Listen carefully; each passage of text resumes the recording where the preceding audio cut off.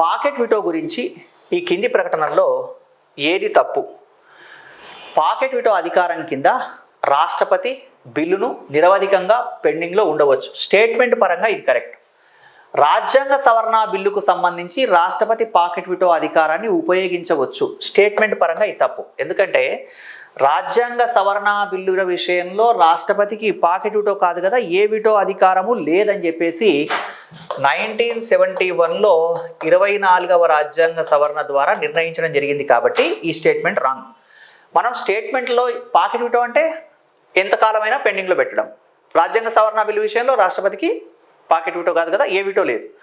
దిగువ ఇచ్చిన కోడ్లను ఉపయోగించి సరైన సమాధానాన్ని ఎంచుకోండి అన్నాడు. ఇక్కడ ప్రశ్ననేమో ఏది తప్పు అన్నాడు. దీంట్లో తప్పేది? రెండు తప్పు. ఎందుకు? రాష్ట్రపతికి పాకెట్ వీటో అనేటువంటిది రాజ్యాంగ సవరణ విషయంలో లేదు కాబట్టి. మనల్ని అడిగింది ఏంటి? తప్పు గుర్తించమంటున్నాడు. కాబట్టి ఆప్షన్ 2.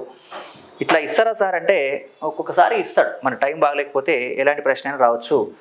ఏది కరెక్ట్ అనగలేదు, ఏది తప్పు అన్నాడు. కాబట్టి రెండు తప్పు, ఒకటి కరెక్ట్ అని చెప్పి ఒకటి పెట్టే అవకాశాలు ఎక్కువ ఉంటాయి ఇలాంటి ప్రశ్నల విషయంలో. గమనించండి.